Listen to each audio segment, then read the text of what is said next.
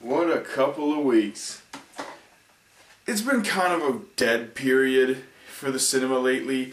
I've gone to the movies a lot of times this summer and like this entire year as a whole, but the last couple of weeks have been kind of empty. The only real release in all of September I really cared about was Midnight in Paris, and that was in the beginning of the month, which meant I spent most of my time just sort of waiting and hoping that eventually something interesting would happen. October seems to be shaping up a little better, even if the films that have been coming out now that I've seen have sort of been almost ironic. Two movies came out this Friday that I really wanted to see, and this is a review of the one I needed to talk about the most. The one I went to see Friday night after work, which is Taylor Lautner's action debut with the John Singleton director, the man who directed Boys in the Hood. The John Singleton directed Abduction. Now, this movie, oh god, this movie, I'm just gonna have to adjust this a little bit. This movie, it is amazing. This movie is fucking great. It is one of the worst movies of the year. It is so bad. It's funny. Like, this movie has had some real enjoyable stinkers.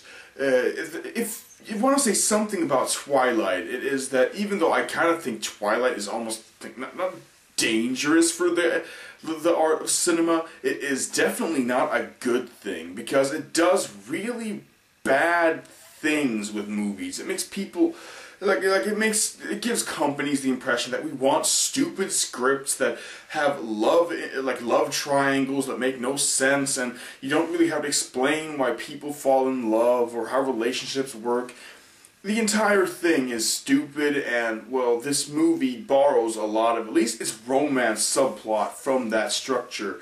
It not as heavily as the other two so bad they're good movies that I would say this year, which is Red Riding Hood, and also directed by Catherine Hardwicke, who directed the original Twilight, and the DJ Caruso stinker I Am Number 4, which I think is this year's still king this year of the best worst movie. But Abduction is a close second, and who knows, maybe eventually when I rewatch Abduction, I might actually think that's the better worst movie. This review will be full with spoilers. I am not going to be like, this is not a movie that I think that you should feel like in any way compelled to watch and not know what you're getting into, because it's more about knowing what's funny to begin with. I'm going to give you just a quick summation of the things that you might want to know if you really want to see the movie and don't want it to be spoiled for you, before I get into just random spoilers and anything I can remember. I know I'm going to forget stuff that I really wanted to bring up when I was watching the movie. It's been 3 days since I saw the movie. I'm tired. I was actually lying in bed ready to go to sleep before making this video when I realized, holy shit, I still haven't made my Abduction review. So I'm just going to make this happen. Now, what's good and what's bad about this movie? Obviously, you can hear from the couple of just seconds I spent ranting about how funny this movie is that there are very few good things that are legitimately good.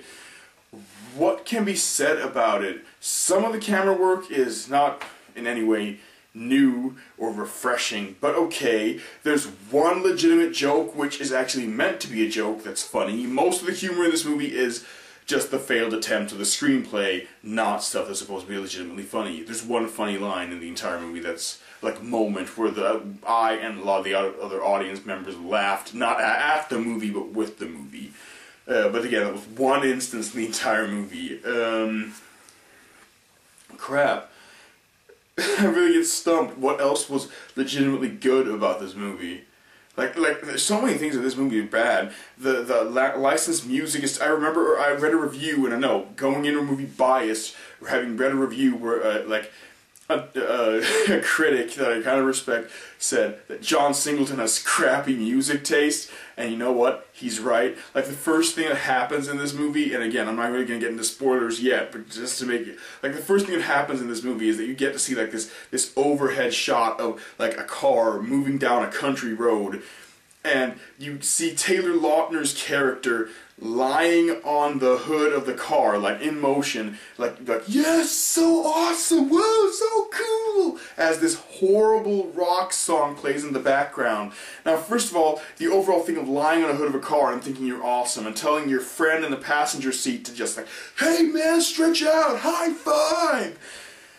I literally thought when I saw that, like, wow, less than a minute in and I already hate all these characters. That I don't know what happens next, but god damn it, if this is the quality of the licensed music, this is an awful soundtrack. And if both things were true, I hated the character. Okay, I didn't hate the characters because it gave me no more reasons to hate them, but it didn't give me any reasons to like him either.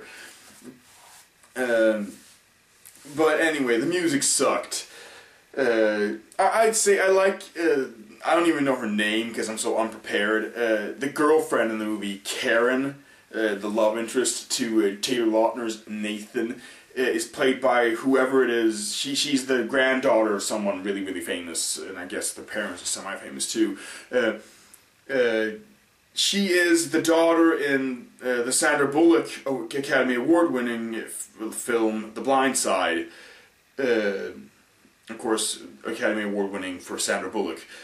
She's the daughter from that movie, and here she does okay. She's probably the most okay thing in this movie. Also, the supporting cast is kind of weird because it's filled with pretty good actors. Like, you got Sigourney Weaver just hanging out for a couple of scenes. She must have had a very short shoot.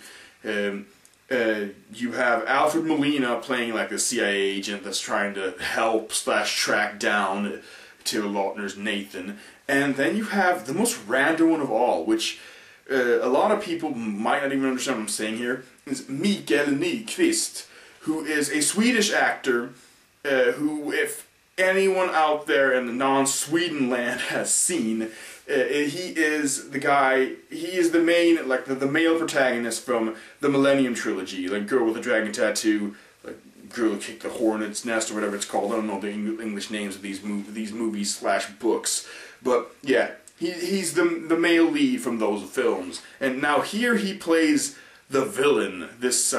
Oh god, I don't even think I remember his name in the film, because he was actually, I like to say, these supporting actors are good because of who they are, but they're also terrible because none of them, except maybe possibly Sigourney Weaver, bring anything really to their performances. They're all phoning in their performances, and the only reason why I think I like Sigourney Weaver in it is because Sigourney Weaver has this warmth to her. Like, when she talks, the way she acts, even though you can tell it's phoned in, she's not really trying, she still feels like she's trying the most out of those three, and just because she is the most warm character of the three, I end up liking her, even though she's not really in the movie that much. Mikael Nyqvist is the worst, having, as I said, he's supposed to be a Serbian mafia or like crime boss, but I don't know, like, again, Americans might not even care about this because your knowledge of world accents is sort of like, might be limited to the Russian accent, the Italian accent, the Spanish accent, the French accent. He has his Swedish accent here, like a little like overemphasized Swedish accent, but he doesn't have a Serbian accent here.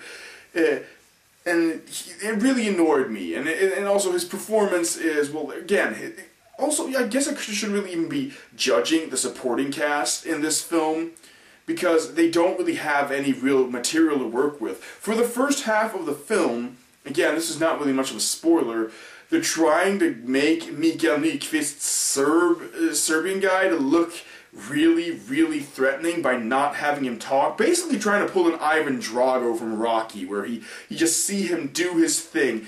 Like, all his goons are talking and walking around him, he's just sitting there looking malicious, like, I'm an evil Serbian. It doesn't work. Anything else that's oh, yeah.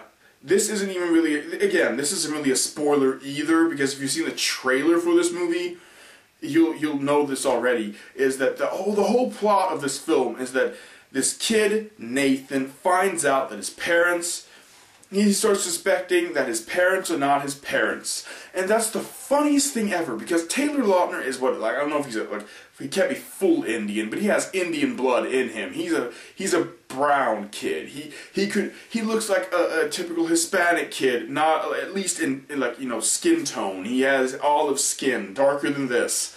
And I'm half black, you can't even see that. But he's got dark skin. And black hair. And his, you know, stupid, I need to take a dump face. Like I really have to concentrate to try and look like I'm acting for real. But the thing is, the entire plot of the movie is that his parents that might not be his parents are killed. And he is so shocked when he finds out they're not his real parents. And I'm like, really? His parents are a white guy with brown hair and a white woman with blonde hair. White, brunette, and white blonde do not equal brown, black-haired kid. I'm sorry, it just doesn't work that way. And how the fuck does he not realize that they're not his real parents? And the worst part of all is... Oh god, I'm gonna actually have to save the worst part for later. But... I'm okay. No, I'm gonna say it right away without any, like, when you get to see hints or whatever to his real parents eventually, because yeah, they're not his real parents. They say it in the trailer, and again, obviously true. The real parents aren't any color either. They're both fucking white. And look, what the fuck? Didn't John Singleton, a man who worked with black people, like in Boys in the Hood, with minorities, know that white plus white can't equal colored kid? At least not in our reality. Oh, God. Okay.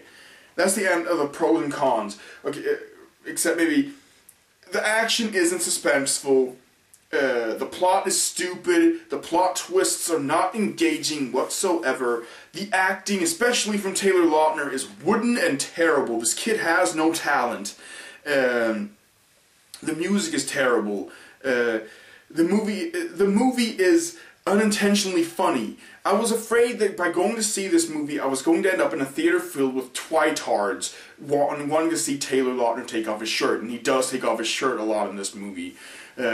And thankfully, no. I ended up in a theater with people my age, both women and men, and we had an incredibly fun time, because we were all laughing at the movie, not with the movie, except that one gag. Oh God. Yeah, before I go on even with the movie, just to point out how funny this is. Of course, this movie has one special trailer before it, which is the trailer for Breaking Dawn, that fourth Twilight movie. And when you see him in the trailer, he gets an invitation to Bella and Edward's wedding, and he does his usual face like this. Oh no. And he throws his fucking invitation on the ground, pulls off his shirt, and turns into a werewolf and runs away. But just to put you in the mindset of the people in this theater, the guys in the front row they were like the cool guys with their jerseys and their baseball caps, like trying to look all cool. When he pulled off his shirt, they were like, yeah! And like half the theater was like, oh my god, no. And that was pretty much what the real movie got, with its attempts to be emotional, serious, or like exhilarating. With a various mix of laughter, groaning, and just overall like face palms. And it was hilarious. It was awesome. That's it. It's a movie that's really, really bad, but if you are willing, like, to just look at it almost from a filmmaker's perspective, if you can analyze scenes properly and therefore see what's wrong with it and laugh at it, it can be an incredibly fun experience. I don't know, even if, like, bring a couple of friends. I did not bring friends, but I was in a theater with a lot of people that were having a good time, which made me have an even better time. But you know what? Yeah, this movie could be fun as long as you're really prepared for it to be awful, because it really is awful. Okay, that's out of the way. Bad movie. Now I'm going to get into spoiler territory. So as I said earlier, the movie starts with this kid, Nathan, sitting on the hood of a car, like going down a road, and just like with Twilight, you know, Jacob in the Taylor Lautner's character Jacob in those movies has his, like, at least in New Moon, the second movie, he has his, like, hombres, his boys, like, on the Indian reservation, and they, like, run around and play grab ass with each other and act really gay without being gay. Like, it's just like, they run around with their shirts off and, like, hug each other and, like, oh, hey, Jacob, who's your friend? And, like, point at Bella. It's like, guy, she's not my girlfriend, she's a girl who happens to be my friend. They act really, really weird, and all, like the ways that guys don't act. And I'm a very, very, very unmanly character by classical, like, you know, male stereotypes. I hug people all the time. Like, I cry when I get teary-eyed when I watch almost anything that has any sentimentality to it. And this movie made me feel like, really, I don't like these guys. You've just shown them acting like idiots on a road, being stupid. I don't like them already. Do you have to amp up them being stupid by just, like, as soon as they get out of the car, they're like, that was awesome, we, like, drove all the way here, man, yeah, give me a hug, man, yeah. I'm like, fuck, these guys are stupid. Are any of these guys gonna die? And then they're at this party, and Taylor Lautner's character just, like, glances over at the daughter from the blind side, and it's like, oh. She looks back at him awkwardly, he looks at her awkwardly, backward and forward. And basically, this entire party sequence is basically there to establish two things. That Taylor Lautner really wants to pick a fight with anyone who, like, moves close to him, and that he likes this girl because she's the one. And then, like, that cuts later to, like, him waking up without his shirt on, obviously, and helping them pick up the trash from the party before their parents come home, just to prove that how nice a guy he is. He helps pick up the trash. And then he goes to he goes home, and him and his father are having this really weird sparring match where the father beats the crap out of his hungover son. And I think the problem with this movie is that it has a problem with tone. It goes from making weird, stupid jokes, you know, where they're hugging each other and be like, oh, it was so fun, we drove home, we drove all the way here, to having moments where it's almost like, oh, child abuse is funny, he's beating the crap out of his kid. My dad used to do that. That wasn't funny, that was terrible. But so weird to have, like, a scene with the character being dumb and drunk, and then have him getting beat up by his father, not in a dark way, but still, like, in a way that makes you feel like this is not normal behavior, and he should be called on it, because beating up your kid, even if it, as in this movie's entire point, is preparing him for what eventually is coming, it is just weird. So anyway, of course, he gets set up with this girl to do who is also his neighbor. So, like, everything, all the stars are aligned here. They look at each other weird in the hallway, at parties, in class, and they're neighbors, and they get set up to do a project together for school, which is about, like, in sociology. So they're looking at websites for people that go missing, and then they find a website for missing children where they find a picture of dun dun dun Taylor Lautner. I mean, Nathan. I don't even remember his last name anymore, but it's unimportant because he has two last names, and I don't care. I'm amazed they remember that the main character's name is Nathan and his girlfriend's name is Karen, and that he has a friend named Gilly. I don't think you can ask any more of me.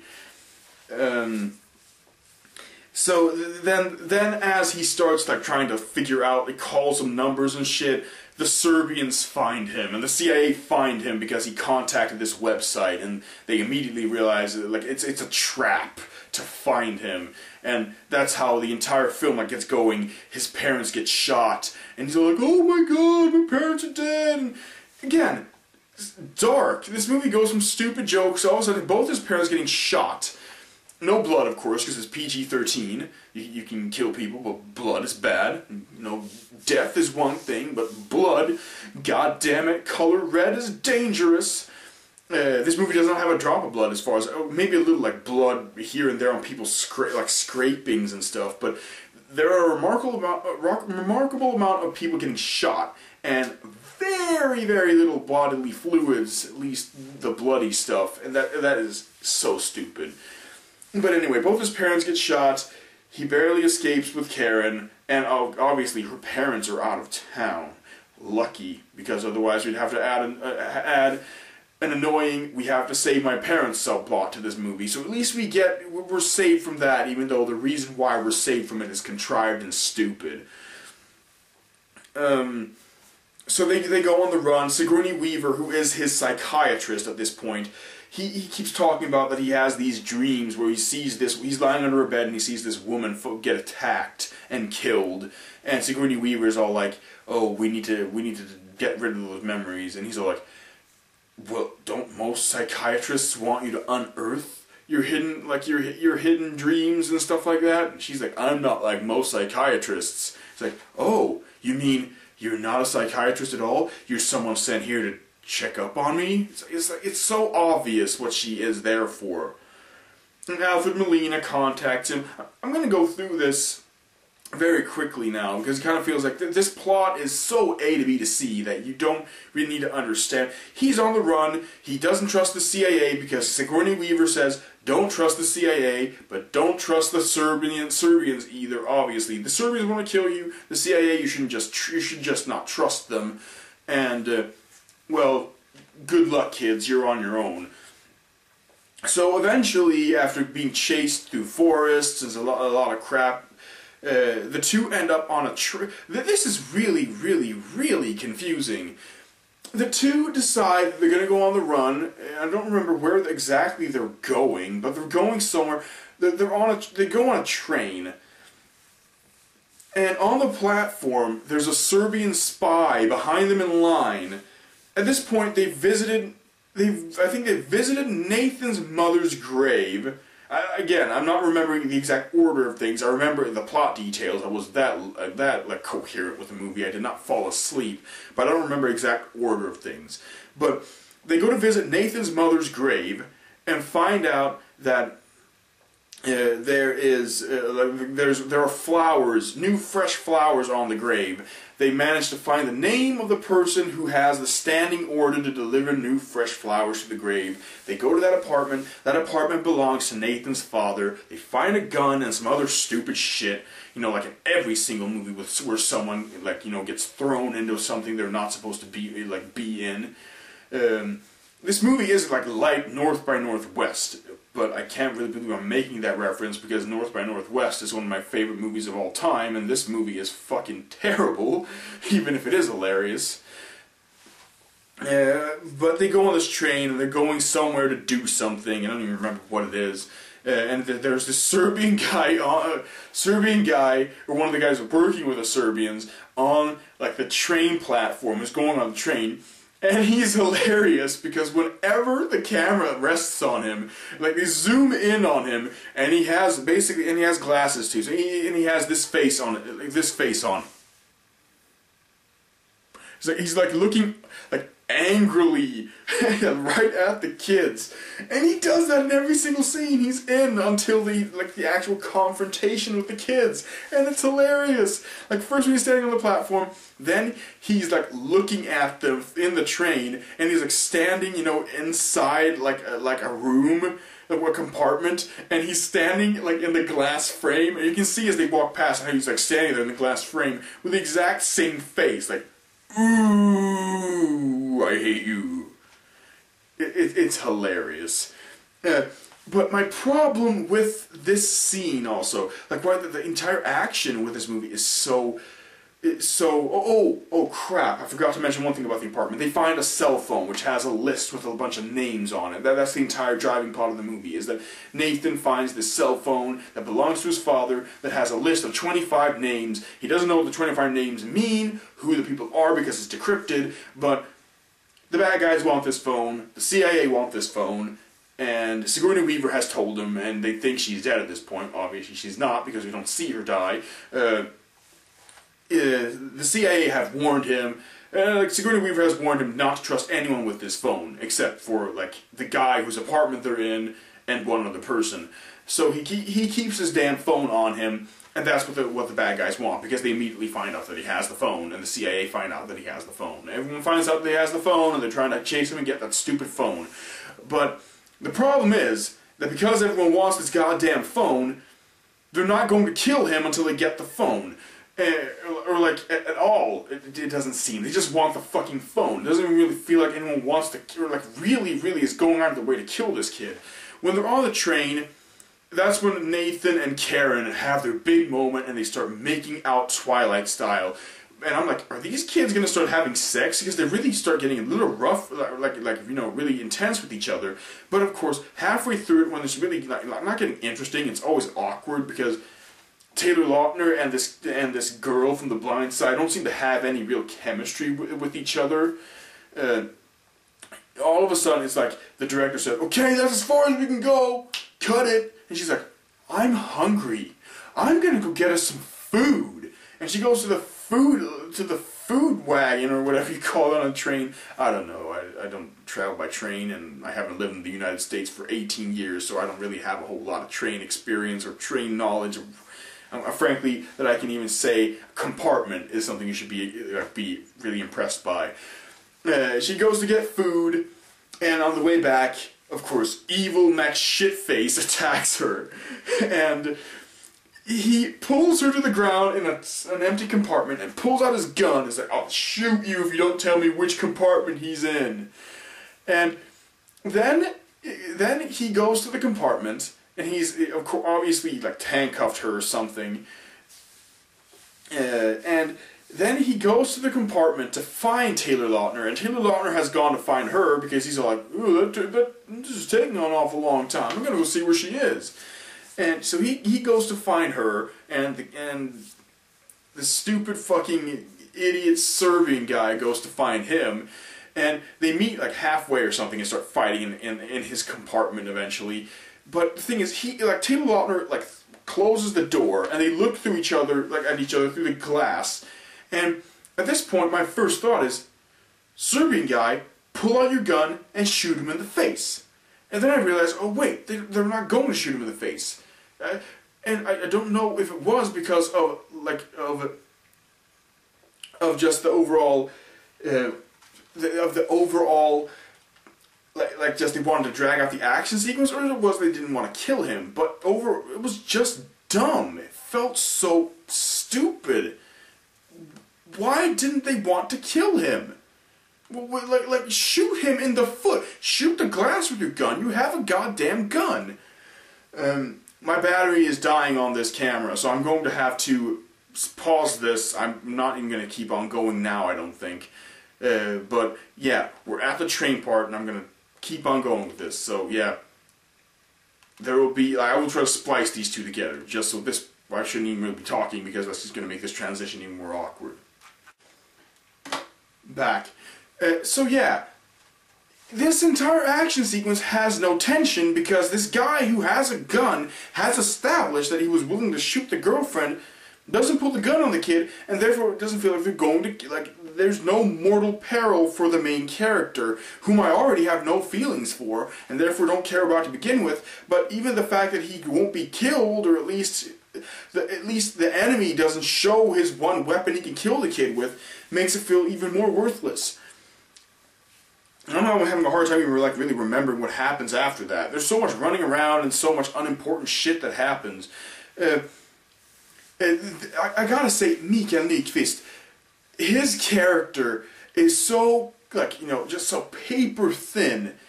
I think literally the one, saving thing of his performance is what one line he gets. He has all this classic dialogue, but I know your parents. And tries to act like he has this big secret about them, but really all he has is the same information that has already been given or implied, but he just says it right out for the people that are too stupid to notice it.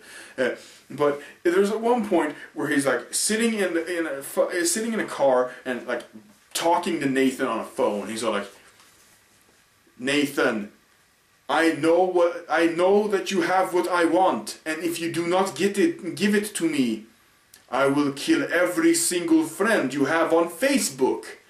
And I was the only one really that laughed at that, but I really laughed loudly when he said that. I'm like, did he really just threaten to kill someone's Facebook friends? You know, it's like, go ahead. Half the people I have on Facebook, I don't even say hi to when I meet them in the middle of the street. Go ahead. Kill them. I'm sorry, that's not a very good threat. Especially to a guy who just had... You killed his fucking parents, dude. You kill his parents. I don't really think that he, right at that point, really cares about anyone else but himself.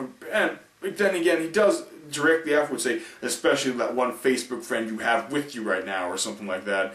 And it's like, yeah, we get that, but anyway, threatening to kill someone's Facebook friends is the worst threat I've ever heard a film character speak. Now, as I said, this movie's kind of a blur right now, again, because I'm really tired, but I think the one other thing, just like a small tidbit before I get into the final act, where everything really, really sucks, is also, this being a PG-13 movie is, as I've already said, so apparent by the lack of blood. And the weird thing is, the movie has one F-bomb. It drops the word fuck once. And it's so oddly placed. It's got to be the worst placement of the word fuck ever.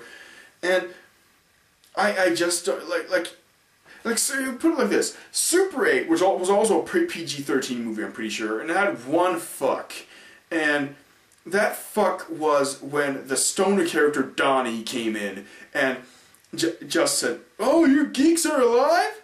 And they looked around and sees the entire pretty much a battle zone. A bus is lying toppled over. The kids are sitting there nursing their wounds.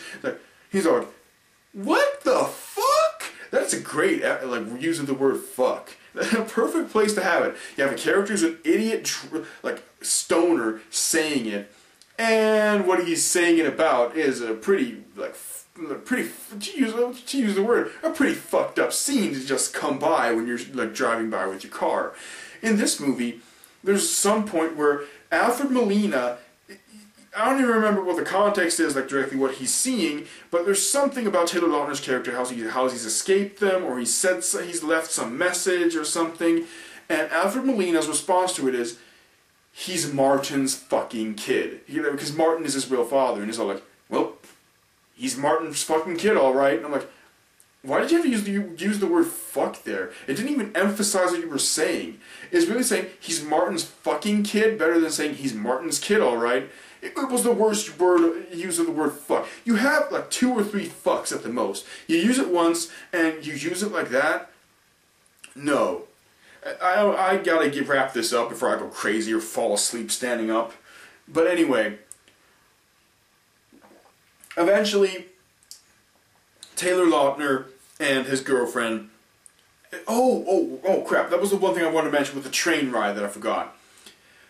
They're taking this train, which stops, they're on the must be on the train for at least half an hour or something. The train must be, have gotten somewhere. I mean, they have time to make out, fight, dump the body, jump off the train, and run away, and get caught up with the CIA.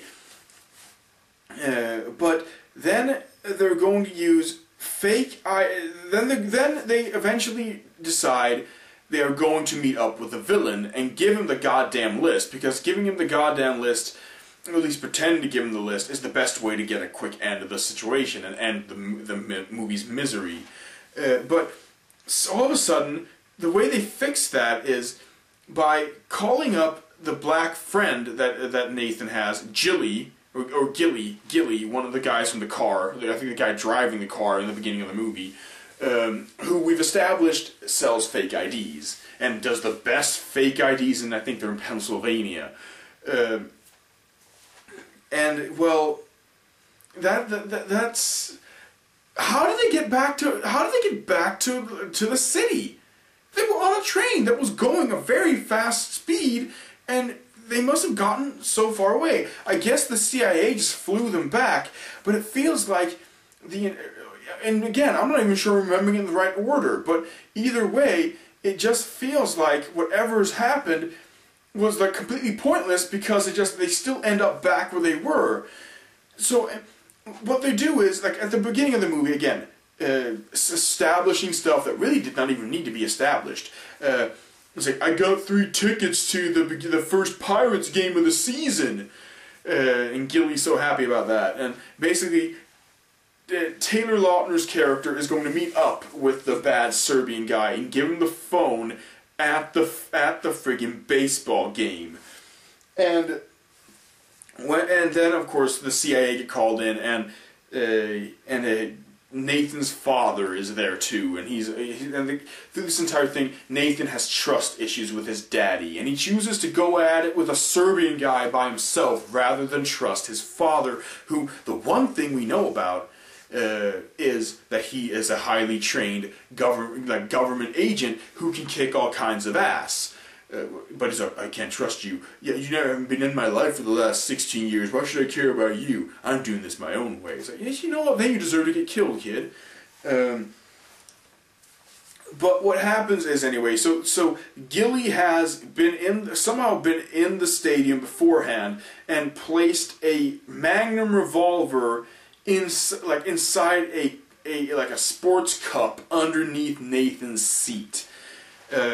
He goes sit down with the villain at the same time as Karen is running around because obviously they hand off the tickets separately. So Nathan's already sitting in the seat, and the villain comes to join him. Karen is taking pictures of the villain as he picks up the ticket, so I think they can recognize it. So the father can recognize the target or something. I don't remember exactly why she takes pictures, but she's taking a lot of pictures of the villain as he picks up the ticket.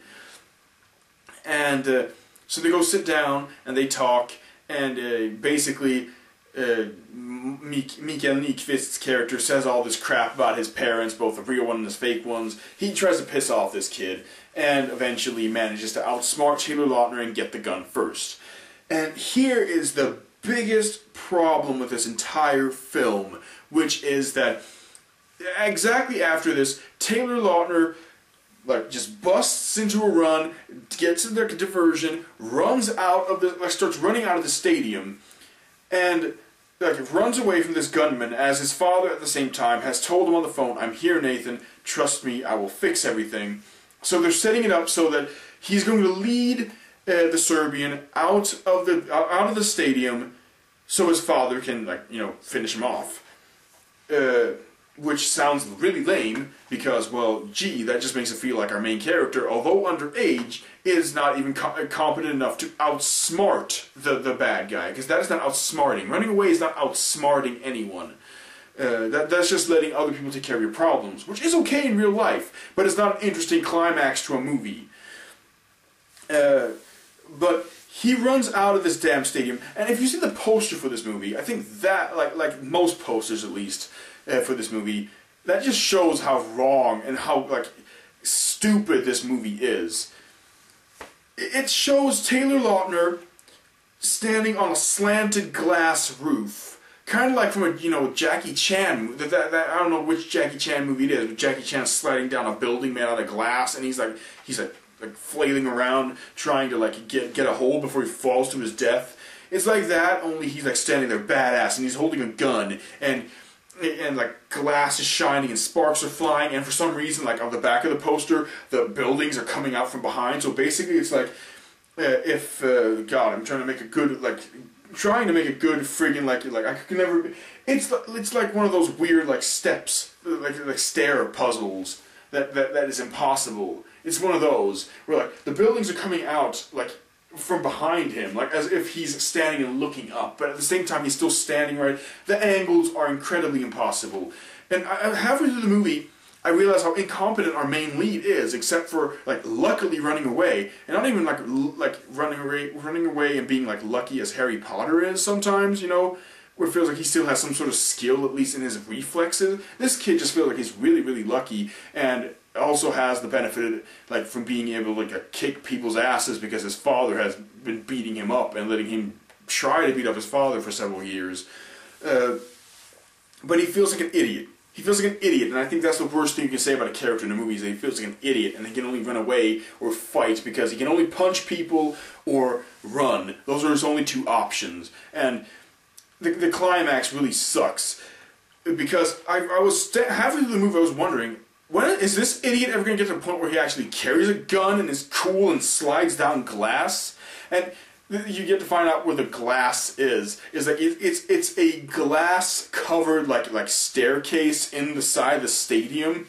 And oddly, I don't know, I don't go to sporting events that often, but are the aisles supposed to be completely packed with people during the middle of the game? I mean, not like even like a dozen people standing inside like the, you know, like at the snack bar or whatever, but like hundreds of people standing everywhere. The game's already started, people. Get in your fucking seats. But anyway, he jumps down on this glass covered like staircase, and instead of the poster where he's all like standing like a Charlie's Angel with his fucking gun and looking all badass and bothered, instead he jumps down and starts like granted it looks realistic, but it still feels stupid considering how the movie tried to portray it on the poster, which I guess most people that saw the movie have seen, where he jumps down and he slides down, flailing with his arms and legs like a little girl. And it's so funny, the contrast of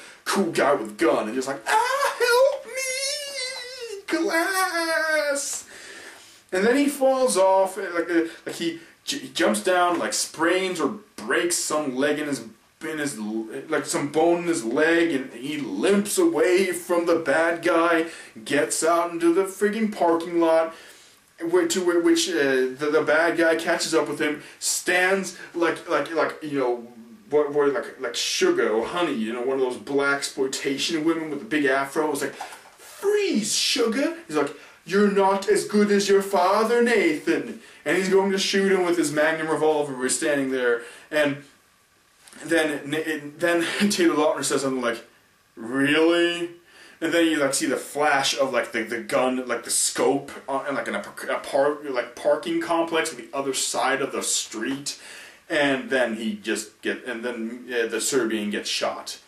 I'm like, that's not really a climax, right? We're going to have some big twist where, like, Alfred Molina turns out to be the evil mastermind all along, and he kidnaps the kid or something, because this movie was entertaining enough that I did not really have any sort of time perspective. This movie felt short, even though it was pretty long, and now that I'm thinking about it, I can't really even, like, I cannot even say how far in stuff happened, or what the padding was, because it was a lot of padding, but I was just... Every single scene of this movie is so badly put together that you're spending so much time thinking about why it's so stupid that the film feels really short. And I'm like, there's got to be more to this. I mean, they can't leave us with a main character that's so incompetent that he can't even fix his own problems. But that's what the movie does. He's our main character, and we can't really help it. That's what we have to deal with. And yeah, it turns out, surprised, that Alfred Molina has done something wrong, because the reason why Sigourney Weaver's character has seemingly defected, because of course she shows up again, she's not dead, defected from whatever the CIA is doing, is not because of the CIA, it's because Alfred Molina has done something. His name is on this list. We never get to find out what the list is, what the people on it have done, but Alfred Molina is one of the 25 people on the list, which is one of the few things that Taylor Lautner's character actually managed to deduce, like, 2/3 into the movie. That's one smart thing he really did, like, realize that, and, like, I should probably try to shack up with this hot girl I've got with me. And so they go off with, he just drops off this stuff, and he gets a phone call from his dad. And this is the worst thing about the movie, is that we never get to see the father. We get to see the father's mouth as he's talking, and we get to see we get to see him from a distance when Taylor Lautner sees him, like because they're standing looking at each other. The cell phone call is, of course, coming from the same area, since the father just killed the bad guy and saved his bacon. But he explains, I can never be a father to you. I've made that choice long ago. I am your father, but I can never... He says something really, like, stupid that's trying to be deep, like, I am your father, but I can never be your dad, or something like that. Like, I can be your, like, your father, because I guess that sounds more just like, you know, family-wise, but I cannot be your dad because that implies actual emotion. He says some stupid reason like that, and then he, like, Taylor Lautner sees him, and as he's just making, like, one step closer to go and find, like, go talk to his dad, someone just, like, does the classic thing of, like, walking past like this, whoom, and then he's gone. He's like, oh, ninja style. And it's like, well, really, he's a ninja on top of everything else. Why didn't we follow this guy? He seems a lot more interesting, or at least more capable than his son. And then we get to the big problem with the ending, which is that, again, where this movie feels schizophrenic, is that they establish that he's going to go live with Sigourney Weaver's character until he finishes high school, so they can figure out what's going on. Since his father can't be with him because their father is so important and apparently dangerous that if he lived with his father, he would probably get killed or something. And they accept this, and then it ends with him going to sit down with his girlfriend inside the now empty baseball stadium. And they're talking about, oh, how things are going, and where they're going to go together, and how much they like each other and shit. And this supposedly witty banter between them is so wrong, because my entire thought is like, your parents were just killed. Granted, you just got out of a very dangerous situation with your lives intact. I can understand under those circumstances, because there are some, like, moments where they're trying to make these characters where they actually have chemistry, even though they don't.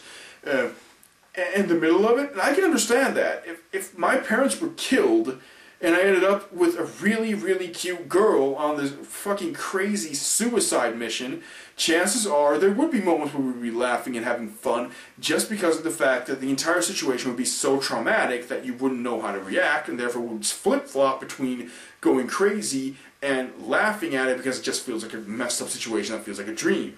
But at the end of this thing, where he's just like laughing and talking to his girlfriend, it feels completely messed up, because the people that he's lived with for his entire, like, you know, conscious life have just died.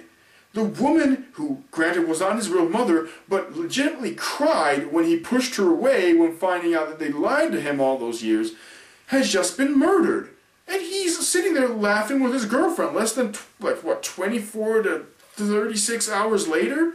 That's terrible! And that's the way the movie ends.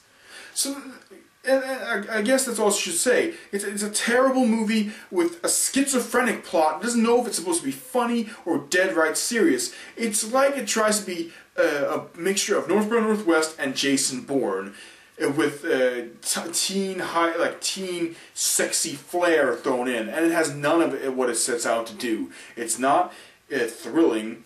It's not funny. It's not well-made action, and its main character is both underdeveloped and played by a guy who has proven, both in Valentine's Day and all the Twilight movies, that he is not really good. And this just all lends itself to be a movie that is a real disappointment. Not disappointment, it could never be good to begin with, but it just lends itself to become a movie that is really stupid, and is one of the worst movies this year. Still enjoyable worst movies, but still a really bad movie.